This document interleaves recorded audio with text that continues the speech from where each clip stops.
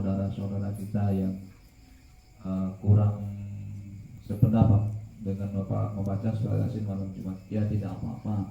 Tapi bagi kita, selagi masih sehat dan tidak ada kepentingan yang lebih penting, saya pikir ya jangan sampai berhenti ya. Karena bagaimanapun semua kita sudah, terutama yang sudah berumah tangga, tidak satupun di antara kita yang tidak menginginkan keharmonisan, ketenangan, ketentraman di dalam rumah tangga.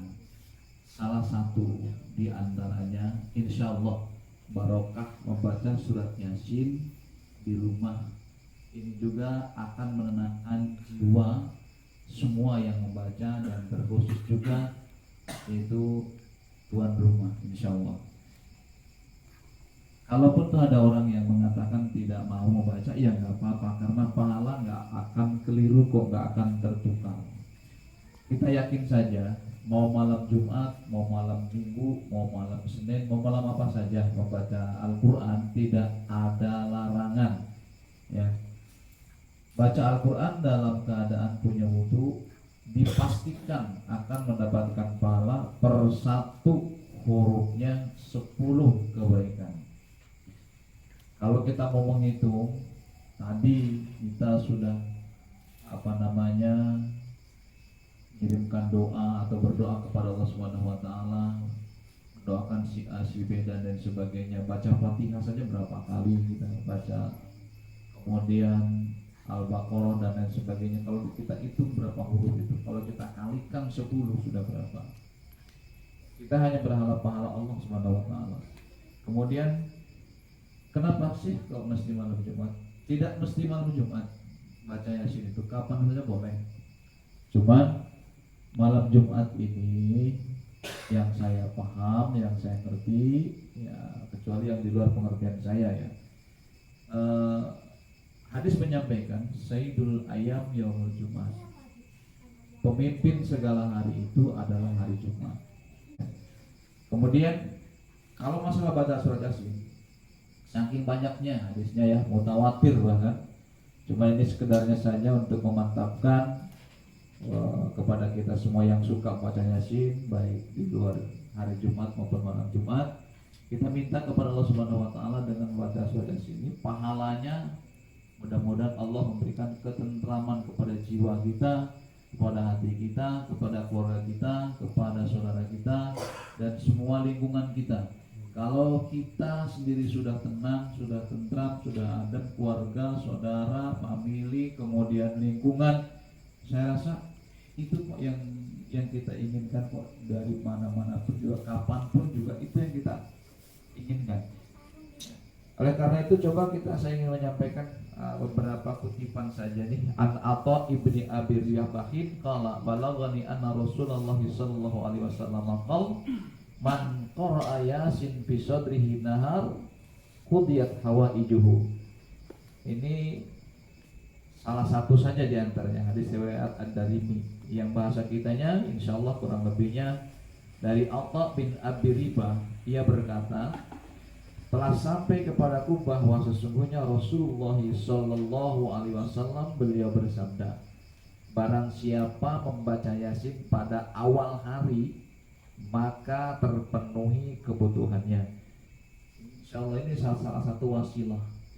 Awal hari itu ya bisa dikatakan pas fajar atau mungkin juga pagi hari, dan silakan yang penting awal hari. Kalau akhir hari itu kan sudah malam, udah tenggelamnya matahari, itu udah akhir hari. Ibu bapak dan hadirin yang dirahmati Allah Subhanahu wa taala, banyak keterangan-keterangan tentang Yasin. Satu lagi saja karena ini kita tetap estafet ya, terus menerus supaya tetap semangat membaca Yasinnya, tetap semangat gilirannya. Ada satu hadis juga, man qara'a surat Yasin bahwa ghaibun amana aw saqimun sufiya aw ja'iun subi'a. Ini menariknya. Cuman kadang-kadang di antara kita kan tidak sampai ke situ karena masing-masing kita sesuai dengan ukurannya, ukuran keimanan, keyakinan dan lain sebagainya. Kalau saya terjemahkan, Ini kutipan dari Haris bin Abu Usama, wallahu alam, kalau mungkin mereka ada yang mengatakan ini palsu, maudhu dan sebagainya, di monggo mawon, tetapi tidak sedikit di antara kita, bahkan orang yang sudah sakit parah pun, sudah kemana-mana Allah belum sembuhkan dia, sudah berobat kemana-mana, pada akhirnya mengumpulkan orang baca Yasin. Baca Yasin. Dengan sudah membaca Yasin, kadang cuma 1 kali, kadang 3 kali, relatif lah, tinggal tergantung kesepakatannya. Kemudian kita siapin air, kemudian air itu diminumkan kepada orang sedang sakit.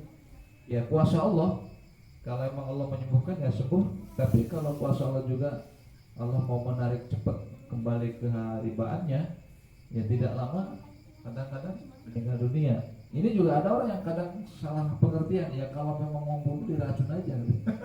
Allah enggak, jangan punya pemahaman seperti itu ya. Ini katanya begini, man qara'a surat Yasin wa huwa khaifun. Barang siapa membaca surat Yasin sedangkan dia dalam keadaan ketakutan, ya katakanlah mungkin mesin genting dan lain sebagainya, nah itu nanti wasilahnya surat Yasin yang kita baca dalam keadaan kita sedang takut, amanah.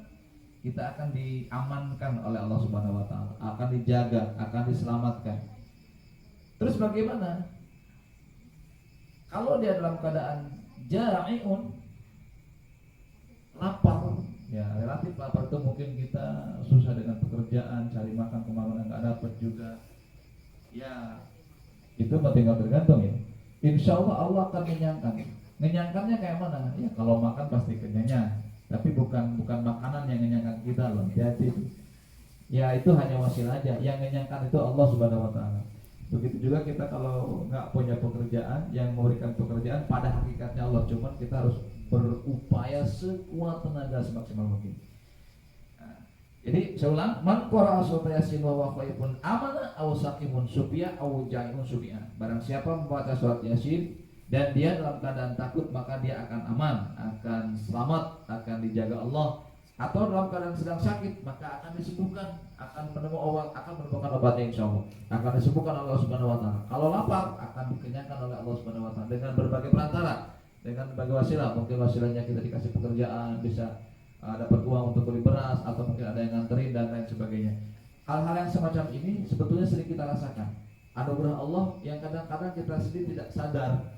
Ini terjadi di diri saya. Kadang Bapak semuanya, saya suka ngelamun ya Allah, kalau makan ayam geprek nih enak banget nih, padahal nggak pegang duit, jauh dari mana-mana, ya tiba-tiba belum nyampe 1 jam kok ada yang nganterin 3 catering ayam geprek semua, luar biasa. Ini mimpi apa? Saya kadang-kadang mimpi apa beneran nih, ternyata beneran dimakan ya enak juga. Itulah pemberian Allah yang di luar dugaan kita. Maka harus yakin kepada Allah Subhanahu wa taala bahwa apa yang kita panjatkan hajatnya tetap dijabah oleh Allah, cuman nanti realisasinya itu rahasia Allah Subhanahu wa taala. Allah beritahu kepada kita. Assalamualaikum warahmatullahi wabarakatuh.